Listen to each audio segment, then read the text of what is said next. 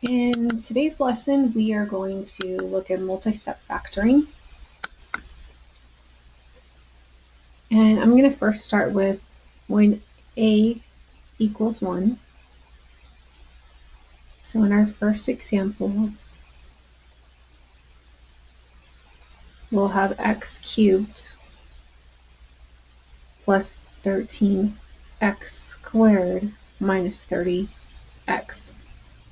And if you notice in this one, they all have an x. So before we can even begin factoring it, and if you also notice it's different because the ones we were factoring before were x squared, and this one is greater. So the first thing we have to do before we can even start factoring is we are going to factor out the greatest common factor. And going back to this, since they all have at least one x, this has 1 and 2 more, this has 1 plus 1 more, and this has just 1. Greatest common factor is x. You can either use a different color pen or you can use a highlighter to make it stand out. That will be helpful when you're looking at your notes. So if I factor out an x from each term, what do I have left? So if I take 1 out, I need 2 more to make it back at x cubed. And if I take 1 away from this one, I need to multiply by 1 more to make it squared. And if I take 1 away from this one, well, I have it here, so when I multiply it, it'll be back on this one. Okay? And we're actually going to just ignore this x now, and now we're looking at a regular problem. So we could go back to our notes that show us when a is just equal to 1. How do we do that? Well, first, our next step, we're going to make the AC diagram. So I'm going to make the AC diagram. On top, remember that is A times C. A is 1, C is negative 30, so it's just going to be negative 30 on top. On the bottom is B. B is 13. So what can we multiply? That gives us negative 30. I'm thinking 10 and 3. 10 and 3. We have to figure out which one is going to be negative to get a negative. But if we make either of these negative, we have to subtract, and that won't give us 13, so that will not work. So other things that multiply to make negative 30 are 2 and 15. If we make 15 negative, and we add them, we get 13, so that's not right. So 15 has to be positive, the 2 will be negative in order for us to get a positive 13. Okay, so our final answer, bring down x. So this is not involved at all in this. This stays outside because it has to get distributed to get to this step here.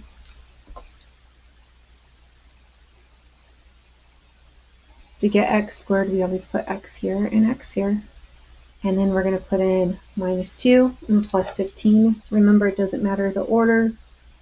Minus 2 plus 15. When you're entering this into Canvas, make sure that there's no spaces anywhere. There should be no spaces between the parentheses or the X, or it will mark it wrong. Okay, let's go ahead and do another one.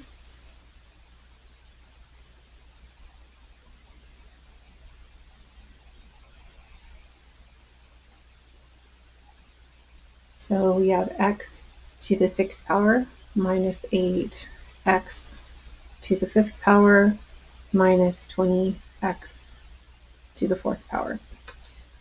So first we're going to find the greatest common factor. We're going to factor it out. It looks like they all have x's in common. How many? What's the greatest amount of x's they all have in common? Hopefully you said 4. This one has 4, a little one more than 4, and this one has 4 plus 2 more. That's how you get 6. So they all have 4 in common. So when I factor out 4, I need to get to the 6th power, I need 2 more. To get negative 8x to the 5th power, since I already have x to the 4th power, I just need 1 more x, and then I will have it to the 5th power. And on the last one, since we already have x to the 4th power here, all we need is the negative 20. Okay? Rewrite this. This is probably where, if you forget to rewrite this, it will make the whole entire problem incorrect. And so since the leading coefficient is 1, we can just make our parentheses. It's x squared, so we're going to put an x here and an x here. And now we just have to figure out these two spaces. And we will use our little AC diagram to figure it out. So A times C. A is 1, C is negative 20. We get negative 20. B is negative 8. So what can we multiply that makes negative 20? But when we add it, we get negative 8. Well, let's try 2 and 10.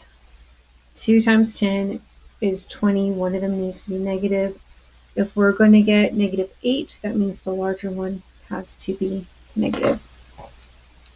So 2 times negative 10 is negative 20. If you notice, I'm leaving out the multiplication, addition symbols. Hopefully you've been practicing this enough now that you can put a little less in there, but if you still want to add it to help remind yourself, go for it. So I'm going to take these two, put the 2 in as a plus 2, and minus 10. I could have these switched also. I could put minus 10 first and plus 2. You'll still get the same answer. So for the second part, we're going to look at when A is greater than 1. So I'm going to start this off as example 1 in this category. And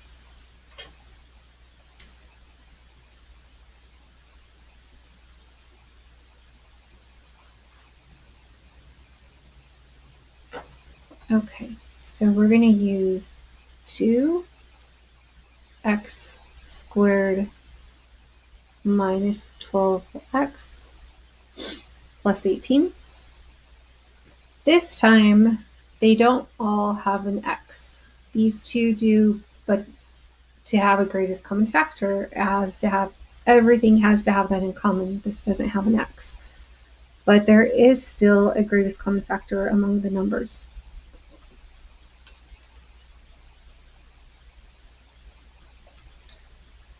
Yeah, it would be 2. And usually it's going to be your first one. Check and see, because 2 can go into itself, 2 goes into 12, 2 goes into 18. So 2 is the greatest common factor. And if I factor it out to have the first term, 2 times x squared combines together to give me 2x squared. Bring down the sign. 2 times what gives you 12? 2 times 6 is 12. We need an x since this has an x here. And bring down the sign. Last one, 2 times what is 18? 2 times 9 makes 18. And from here, we're looking like our other problems above it. So from here, I'm just going to create our AC diagram. A is 1, C is 9, 1 times 9 is 9, B goes on the bottom. If you want to have a quick AC diagram to look at so you don't have to redraw all of the parts, you might want to draw it on the top, nice and large. Just to remind yourself, on top is A times C, and you always multiply. And on the bottom you always add, and it's B. Okay? Going back to this one, what can we multiply that makes 9? And when we add, we get 3. Well, I know 3 times 3 makes 9, and that's a positive 9, but we need a negative 6. So if we multiply two negatives multiply and make a positive, and two negatives add and keep the negative. So these are correct. Okay. So we're going to go ahead and bring the 2 down, create our parentheses. Since that is x squared, we need an x here and an x here. And since we got negative 3, we'll go ahead and add those in. And we have our answer. Let's go ahead and do one last one.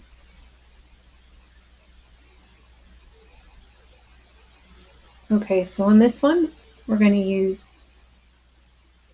5x cubed plus 30x squared plus 40x. We're always going to look for a greatest common factor.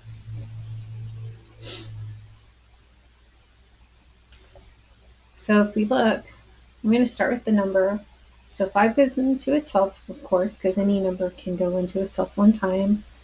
5 can go into 30 and 5 can go into 40. So 5 is the greatest common factor.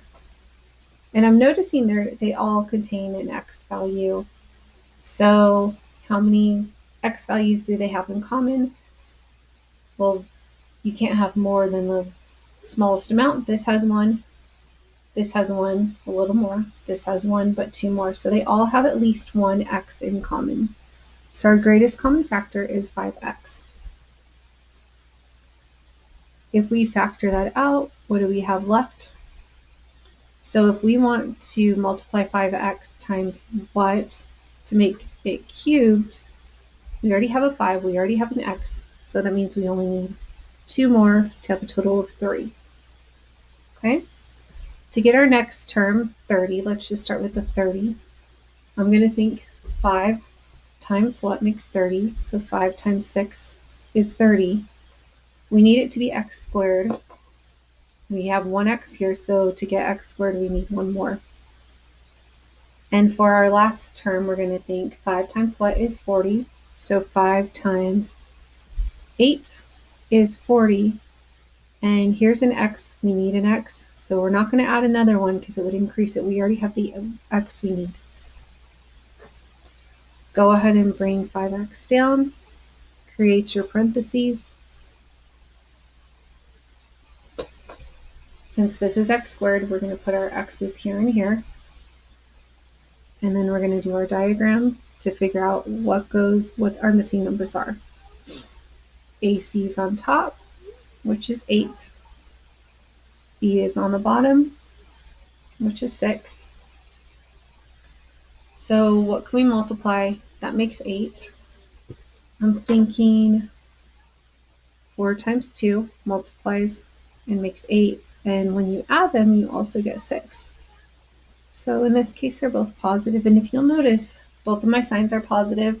That's also a hint for me to know that both of these numbers will be positive. So I'm going to put in plus 4 and plus 2. And you are now ready to go ahead and begin the homework.